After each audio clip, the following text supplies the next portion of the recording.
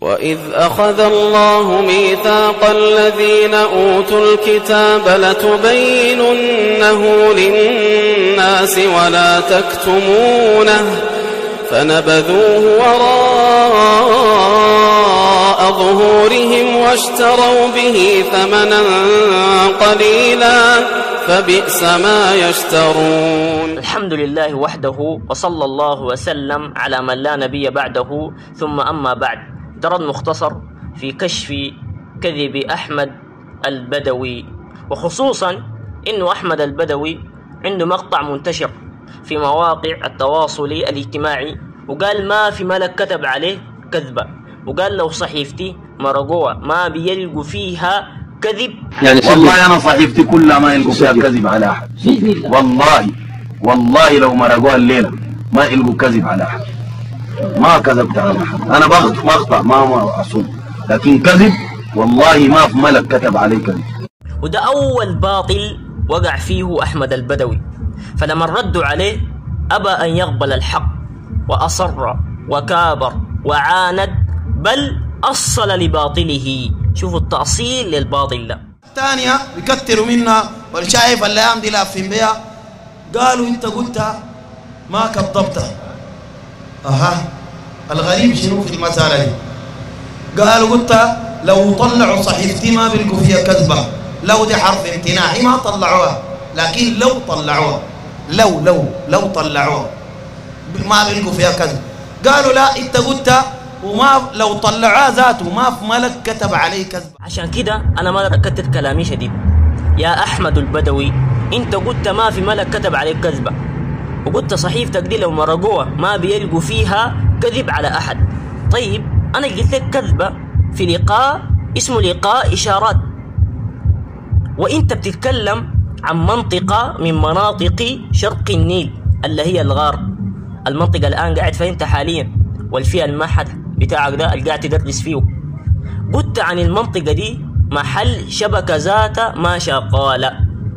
وذيل يكشفوا، واوعك تجينا هناك في مصنع الرجال الغار، هناك تسجيلات ما في اخوي، كشف رديم ثقيل، وانا كشفتهم بدري العطالة ديل باسمائهم جزء منهم يا اخوي. هناك محل شبكة ذات ما شغال، هناك محل شبكة ذات ما شغال، هناك محل شبكة ذات ما شغال، هناك محل شبكة ذات ما شغال، أنا ذاتي ما شغال. وكلامك ده يا أحمد البدوي خبر، والخبر ده يا يكون صادق ويا يكون شنو كاذب.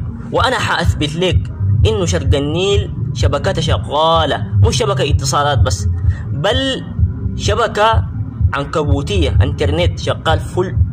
هذه الوثيقة، والوثيقة دي في معهد أحمد البدوي، والكلمة دي لأحمد عبد ربه كانت قبل سنة وحاجة.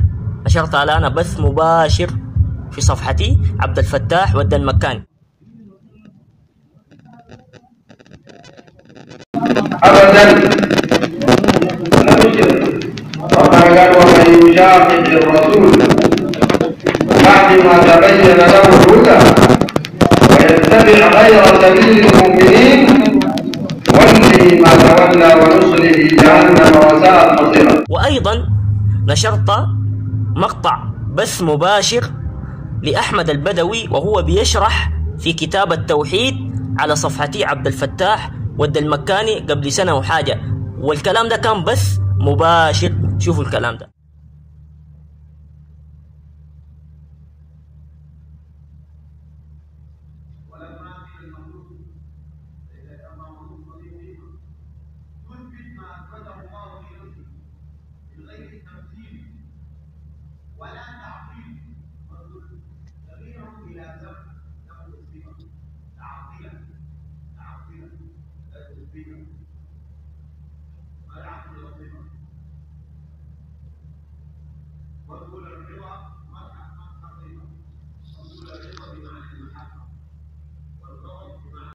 فأنت ليه بتكذب يا أحمد البدوي؟ ليه بتكذب؟ يا أخي النبي عليه الصلاة والسلام قال كما في الصحيحين: إن الكذب يهدي إلى الفجور، وإن الفجور يهدي إلى النار، ولا يزال الرجل يكذب. وفي رواية: ويتحرى الكذب حتى يكتب عند الله كذابا. فما بجوز للمسلم يكذب، ولو كان مازحا ما بجوز لك انك تكذب، كما قال عليه الصلاة والسلام في سنن أبي داود وحسنه العلامة الألباني رحمه الله تعالى: أنا زعيم بيت في وسط الجنة لمن ترك الكذب وإن كان مازحا. فاتق الله يا أحمد البدوي. والكلام ده ما كلام تاريخ بيشوفه ساي، كلام ده زي ما انت قلت بنلاقي الله بعدين يوم القيامة، والكلام اللي قاعد تقوله ده أحسن تتراجع منه، والرجوع إلى الحق فضيلة. وصلى الله وسلم على محمد وعلى آله وصحبه أجمعين.